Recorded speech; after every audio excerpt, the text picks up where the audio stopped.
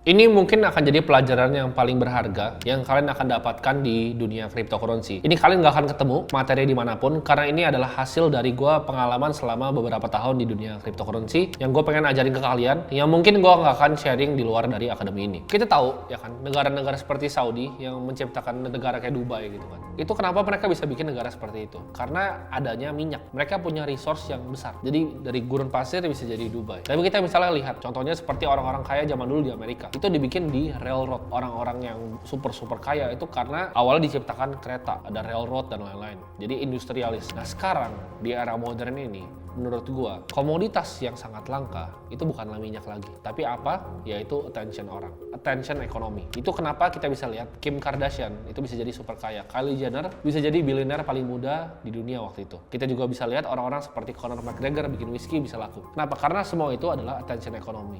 Dan menurut gua yang paling benefit dari attention ekonomi ini adalah industri dari cryptocurrency itu sendiri. Perusahaan-perusahaan yang kalian lihat, kalian pakai itu adalah master of nyari attention kalian. Perusahaan-perusahaan paling kaya di dunia itu apa? Bisnis modelnya adalah advertising. Kita lihat Google, kita lihat Facebook, kita lihat TikTok. Jualan mereka apa? Attention kalian. Kalau kalian cari produk, kalian pakai produk dan itu gratis, artinya yang dijual itu adalah kalian, attention kalian. Dan seperti perusahaan-perusahaan besar tadi, kripto juga memanfaatkan attention kalian. Nah, attention ekonomi di market kripto ini sangat amat jelas ya. Karena kita lihat setiap hari developer, project-project baru, ya kan NFT launch baru, setiap harinya itu ada 50 koin yang listingnya, IDO dan ICO di beberapa centralized exchange. Setiap hari 50 sampai 100. Koin tuh ada berapa puluh ribu sekarang, 21.000 sekian koin yang ada di coin market. Setiap hari orang mau coba untuk tarik kalian ke dalam komunitasnya.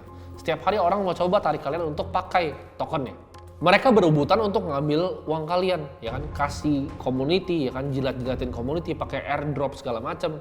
Kita lihat selama 2 tahun terakhir di dunia kripto ya, NFT kayak lu mau lihat kripto, token-token baru, itu banyak banget airdrop sama 2 tahun terakhir. Untuk apa? Untuk bikin senang community-nya, supaya community-nya pakai project mereka, loyal, mulut ke mulut ngomong ke orang, oh gue dapat airdrop dari sini, dapat cuan dari sini, oh mau ikut dong.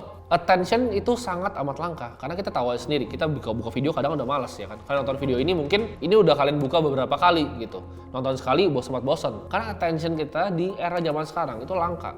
Menurut gua ya, siklus summer atau bull run di kripto itu lebih mirip main game dibanding investasi. Jadi ibaratnya dunia market pasar kripto ini itu kayak multiplayer game yang besar, yang high score-nya itu dihitung dengan berapa jumlah uang kalian.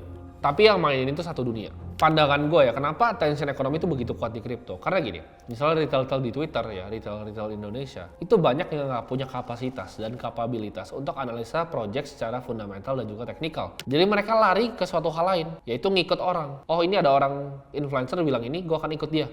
Kenapa? Karena gue nggak punya kapabilitas di diri gue sendiri untuk analisa projectnya. Apakah ini projectnya legit atau enggak, projectnya bagus atau enggak. That's why, kalau saham, kenapa adopsi kripto lebih cepat dari saham? Karena attention ekonomi. Saham itu ribet, lo harus analisa, oh net interest marginnya berapa, segala macam. Kripto, oh orang bilang Doge bagus, Elon Musk bilang Doge bagus, gue beli. Itu perbedaannya. Satu bisa leverage attention ekonomi, saham juga pakai. Cuman saham itu ada fundamental di belakangnya. Kripto itu banyak token-token yang bahkan nggak ada fundamental tapi bisa dipump. Nanti gue akan jelasin di belakang. Ini rumus emas yang kalian harus tahu di dunia kripto, yaitu supply atau sellers itu sama dengan buyer atau demand. Jadi ini rebutan antara attention aja. Jadi antara supply dan seller dan juga demand dan buyer. Ini semua tergantung tapi dalam namanya attention scarcity. Jadi tinggal rebutan aja dari mana ke mana. Karena gini ya, kita lihat kalau misalnya kita mau bikin suatu project yang benar-benar bagus, kita bikin project crypto yang utility-nya jelas, developer itu time frame-nya itu tahunan. Nggak mungkin lo bisa develop something project dalam seminggu. Tapi time frame trader dan investor itu biasa mingguan bahkan harian. Bahkan ada yang zaman ya kan. Jadi itu ada dislokasi antara value yang bisa benar-benar di-provide sama developer sama real cash yang terjadi di pasar.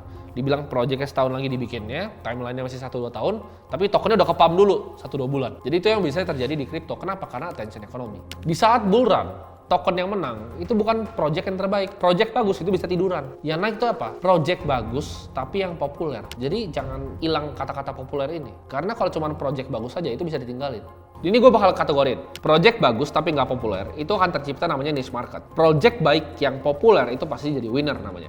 Ya niche market sama winner. Project jelek tapi populer itu adalah jebakan retail. Apakah bisa naik nggak? Kalian mending mana? Project bagus tapi nggak populer atau project jelek tapi populer? Project jelek tapi populer itu bisa naik loh. Nggak ada utility-nya, nggak ada fungsinya, tapi di pom-pom itu bisa naik. Ya kalau misalnya project udah jelek, nggak populer, itu udah pasti gembel, nggak kemana-mana. Nah tapi ini bisa bergerak nih siklusnya. Winner ini menurut gua aset terbaik untuk para long term investor. Kenapa? Karena ini gampang diidentifikasi. Jadi winner ini gampang dilihat. Seiring project itu bertumbuh secara popularitas dan awareness-nya, maka makin banyak orang yang akan beli projectnya. Jadi kita bisa lihat ini siklusnya, ya orang bisa bergerak nih dari mana? Pertama misalnya dari Gembel ya. Dari Gembel itu misalnya developernya pivot nih. Oh, gua mau kerjain utility-nya jadi beneran bagus. Kan tadinya project Gembel ya kan, project nggak populer yang jelek. Jadinya Gembel namanya. Nah dari Gembel ini bergerak ke niche. Kenapa? Karena oke, developernya mulai pivot. Nah di sini tuh bisa jadi nggak laku. Begitu dia niche, udah niche projectnya makin bagus, pelan-pelan juga bisa jadi winner karena jadi populer. Nah tapi pemain kripto yang jago itu bisa cari project yang lebih murah potensi valuasinya dan tumpukin uangnya ke winner sambil cari opportunity lain. Jadi game-nya itu. Contohnya gini, kalau winner kita semua tahu winner siapa? Bitcoin, Ethereum. Udah jelas winner ya kan. Kayak misalnya kalau kita cari yang niche itu apa? Misalnya sekarang niche itu AV. Ini projectnya populer juga sebenarnya, tapi belum segede misalnya Ethereum dan Bitcoin. Kita lihat juga yang niche itu banyak sebenarnya project-project yang lain yang kecil-kecil. Gimana caranya niche ini bisa naik ke sampai populer seperti Ethereum, Solana, Bitcoin, dan BNB. Udah jadi segede itu top 10 lah, top 10 market cap. Itu adalah koin-koin yang winnernya.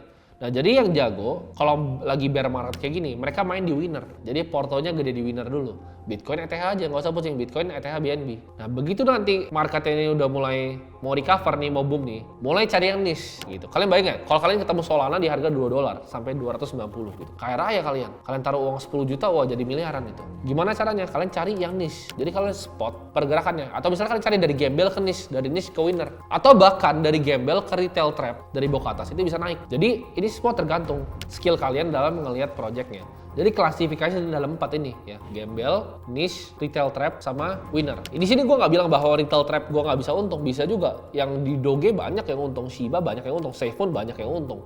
Tapi itu retail trap, habis itu dibantai gitu. FTT, Luna dibantai juga. Nah, gua kan kasih contoh ya, koin yang bisa populer dari attention. Kita lihat ya, Doge dari tahun 2014 tuh zigzag loh selama 7 tahun. Nah, orang baru belajar tentang Doge. Nah, ada pilihan nih pas orang lihat Doge. Tahun 2014 lu lihat koin Doge gitu kan. Oh, ini mah meme koin doang gitu, koin apa? Ada dua opsinya dong. Satu beli Doge, dua nggak peduli Doge. Tapi kita tahu 99,9% orang tahun 2014 pasti nggak peduli tentang Doge. Ya harganya 7 tahun dia cuman di situ-situ aja nggak mungkin orang mau beli. Tapi game attention economy ini berubah tahun 2021 di saat Elon Musk, orang terkaya di dunia, itu tweet tentang Doge, jadi cheerleadernya Doge. Ini bikin apa? Ada dua hal nih yang dibikin sama Elon Musk. Satu, orang yang udah lama di kripto, veteran yang main di Bitcoin dan Ethereum, akhirnya kayaknya Doge legit nih. Elon Musk, bos Elonnya bilang ikutan. Sama satu lagi, orang yang belum pernah ngerti sama kripto sama sekali tapi fansnya Elon Musk, gue beli Doge deh gitu, mulai ke kripto beli Doge. Gue yakin dari kalian ada yang pertama kali masuk kripto tuh karena kenal Doge. Nah itu adalah power dari attention economy yang di-bring sama kripto. Nah ini gue akan kasih case study yang kedua tentang attention economy. Ini gue kasih token yang mungkin kalian familiar, yaitu ada Cardano dan Solana. Cardano tahun 2020 tuh adalah kesayangan semua YouTuber. Lu cari YouTuber kripto tahun 2020, dia akan ngomong top 3 koinnya. Cardano, XRP, misalnya Bitcoin gitu.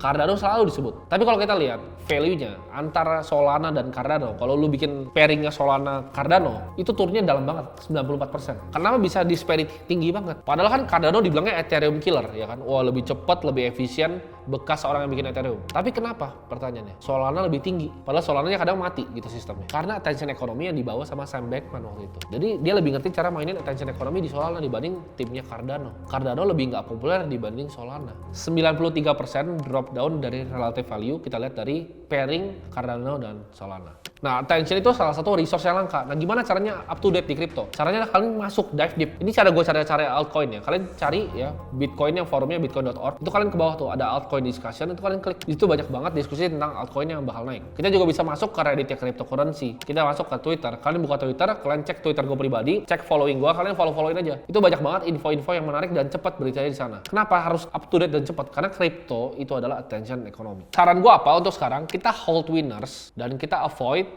retail trap dan gembel. Boleh main retail trap kalau udah jago, tapi sekarang avoid retail trap dan fokus sama winner dulu. Kita tumpukin uang kita di winner, next cycle kita sikat, kita ambil yang niche jadi winner.